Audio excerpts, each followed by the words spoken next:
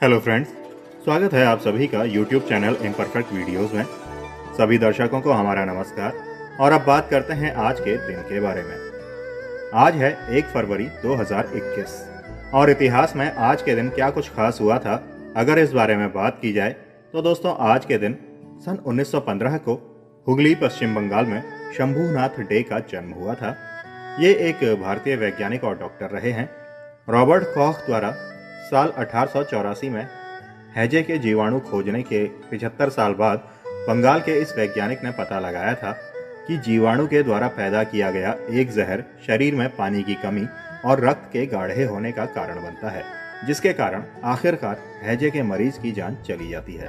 और आज ही के दिन सन 1917 को सियालकोट पाकिस्तान में A.K. हंगल का जन्म हुआ था। इनका पूरा नाम अवतार किशन हंगल रहा। ये हिंदी फिल्मों के जाने माने अभिनेता और दूरदर्शन कलाकार रहे।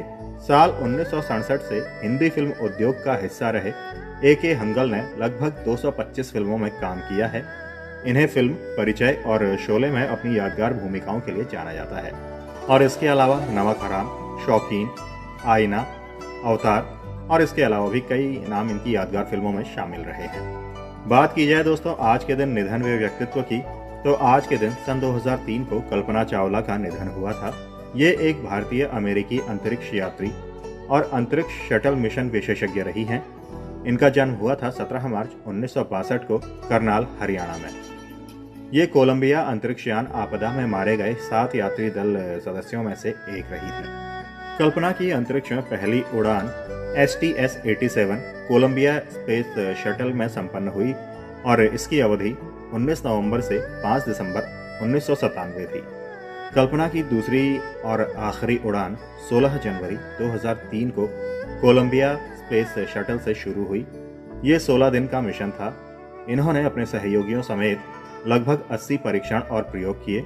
वापसी के समय 1 फरवरी 2003 को शटल दुर्घटनाग्रस्त हो गया और कल्पना समेत 6 अंतरिक्ष यात्रियों की मौत हो गई। और आज ही के दिन 1882 को नैन सिंह रावत का भी निधन हुआ था। ये हिमालयी इलाकों की खोज करने वाले पहले भारतीय रहे और इनका जन्म हुआ था 21 अक्टूबर 1830 को कुमाऊं में। 19वीं शताब्दी के उन पंडितों में से ये एक रहे जिन्होंने अंग्रेजों के लिए हिमालय के क्षेत्रों की खोजबीन की। नैन सिंह रावत कुमाऊं घाटी के रहने वाले थे। इन्होंने नेपाल से होते हुए तिब्बत तक के व्यापारिक मार्ग का मानचित्र भी तैयार किया।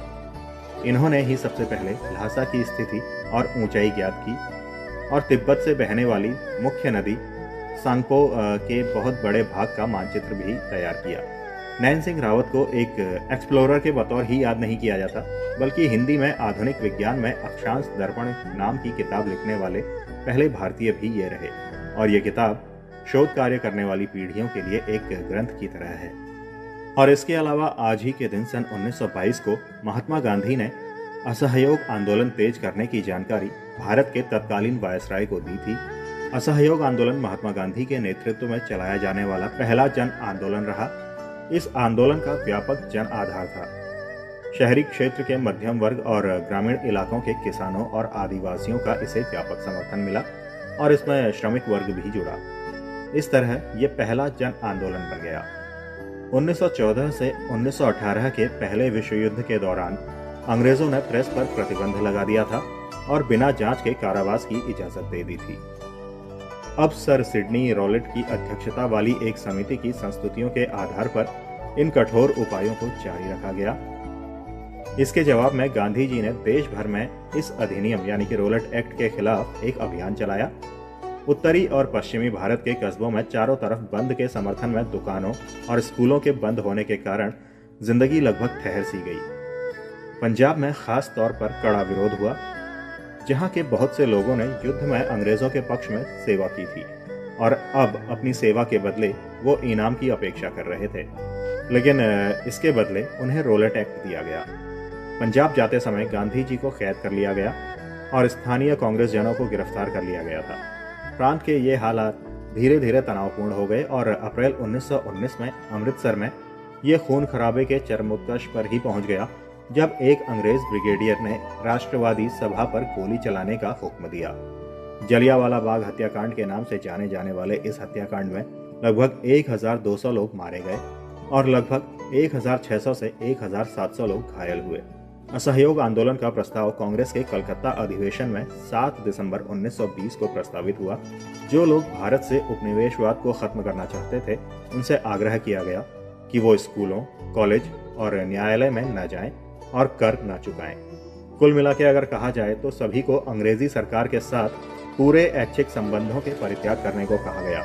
गांधी जी ने कहा कि अगर असहयोग का ठीक ढंग से पालन किया जाए तो भारत 1 साल के अंदर ही स्वराज्य हासिल कर लेगा। आज ही के दिन 1977 में पहली बार भारतीय तटरक्षक दल का गठन हुआ था।